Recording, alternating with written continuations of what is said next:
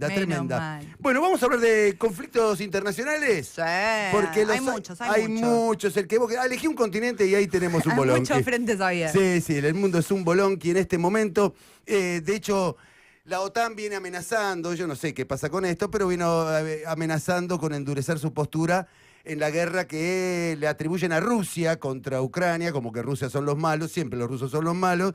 Así que vamos a charlar un poquitito de esto. Tenemos la suerte de estar comunicados con quien es analista internacional. Se trata de Gabriel Fernández. Gabriel, desde La Patriada te saludamos. Mi nombre es Quique Duplá. Buenas tardes. ¿Qué tal, Quique? ¿Qué tal, compañeros? ¿Cómo andan ustedes? Un gusto saludarte, Gabriel. Creo que hemos estado juntos en Telan en algún momento, En algún momento también estuvimos juntos, Gabriel. Claro que sí. Es un gusto. Es un gusto. Con Martín. Es claro que sí, qué buenas épocas.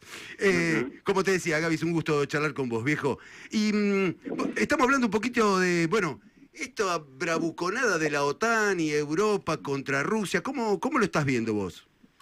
Bueno, creo que en el mediano plazo las cosas están bastante claras. A ver. Que en el corto plazo tenemos un problema porque unos y otros, todos los protagonistas están armados hasta los dientes y tienen exigencias cercanas en el tiempo.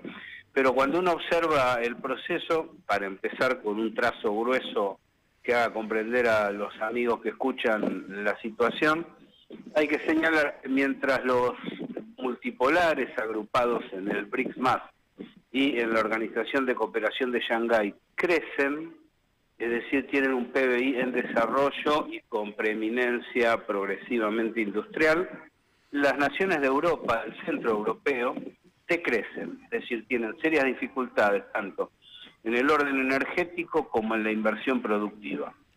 Esto ha llevado a que las grandes corporaciones financieras, que son las que controlan a las armamentísticas, gobiernen buena parte de Occidente, podríamos decir una zona de los Estados Unidos de carácter globalista y el centro occidental europeo con las naciones clásicas como Reino Unido, Francia, Alemania, ¿no? Que son las que en cierto modo le han puesto ritmo a la vida política internacional durante todos estos años.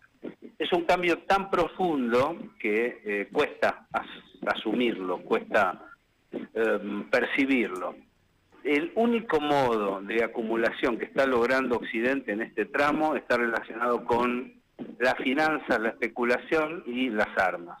Sí. Por eso insiste en la necesidad de conflictos bélicos. Mientras que las naciones que han crecido en el área multipolar han apostado al poder de los estados, a las empresas públicas, han apostado a la inversión productiva, a la gestación de mercados internos, a la ampliación de sus mercados externos, franja y ruta, básicamente, y al desarrollo. En ese marco, el proceso creo que es indetenible porque no se trata simplemente de tomar una serie de determinaciones económicas que puedan modificar el camino. Pero, ostensiblemente, naciones como Reino Unido, como los Estados Unidos, la Organización del Tratado del Atlántico Norte, la OTAN, son riesgosísimos. Y como tienen escasa responsabilidad sobre la vida de los seres humanos, pueden generar una situación muy distorsiva en este presente continuo que estamos viviendo.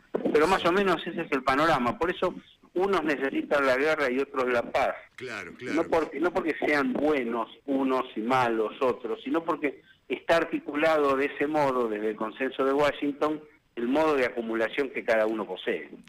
Gabriel, ¿cómo estás? Te habla Manuela. ¿Qué tal? Yo te quiero preguntar un poco por la figura de Donald Trump, ¿no? Que parece que está como redefiniendo muchos de los conflictos que hasta hace poco seguían vigentes y un poco, bueno, como con un rol muy preponderante en lo que fue el conflicto bélico entre Israel y Palestina. Te quiero preguntar a vos, ¿cómo ves la figura de Donald Trump en cuanto a política exterior? Bien, bueno, es la pregunta que nos hacemos todos, debido a que lo que estamos observando en Trump es un zigzag. Pero ese zigzag tiene sentido. ¿De dónde sale Donald Trump? ¿Cuál es el sentido profundo de su designación presidencial? básicamente de los restos del cinturón de óxido que había sido de acero, que había tenido producción en el interior profundo norteamericano, en base al voto del blanco pobre estadounidense, que le pidió industria, le pidió trabajo.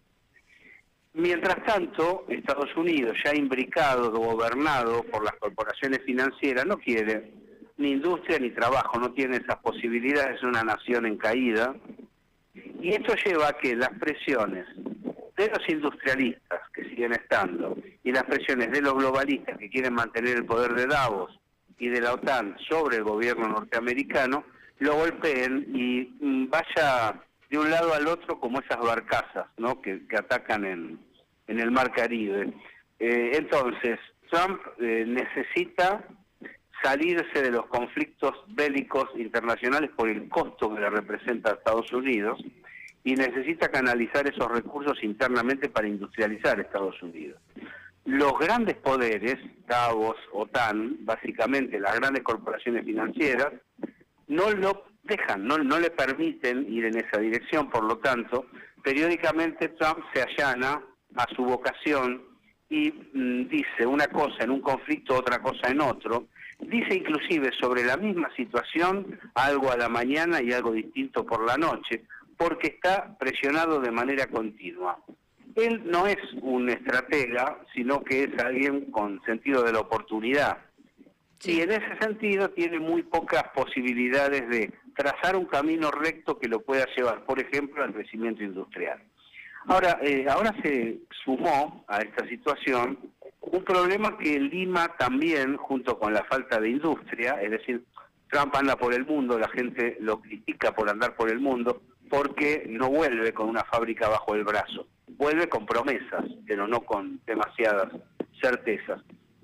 El caso Jeffrey Epstein, con menores involucradas, sí, que no había impactado el año pasado cuando se habló del caso de la prostituta que estuvo con Trump y que lo acusó, porque era una mujer grande. En el caso de los pibes, golpea su base de sustentación por un motivo muy sencillo. Está compuesta por ese redneck norteamericano que es protestante y en su defecto evangelista. Sí. Por lo tanto, daña su popularidad en las zonas que él venía a ordenar. Él venía a dejar de lado la cultura woke, a poner la mira en la moral pública. Bueno, justo que tampoco logra beneficios en lo económico, aparece este problema que lo tiene realmente a mal traer, porque ha disminuido su caudal electoral como se percibió en las últimas elecciones parciales, ¿no? Gabriel, y te pregunto un poco por el conflicto de Rusia-Ucrania, ¿no? Digo, uno de afuera, que por lo menos yo, que no entiendo mucho de política internacional, digo, pareciera como que los países de Europa inicialmente bancaron mucho a Zelensky y bancaron mucho el enfrentamiento, ¿no?, hacia Rusia, y que después dejaron a Ucrania medio solapa, ¿no? Y en este inicio de gobierno de Trump, ¿no?, con un Trump que hasta se ha mostrado fastidiado con Zelensky cuando dijo, bueno, pónganle voluntad, ¿no?, para terminar con este conflicto. Sí, bueno, antes me habías preguntado por Gaza, también no hay que escurrir el bulto. Sí. Primero, la definición de genocidio es urbi et orbi, ha dejado muy mal parado a Israel.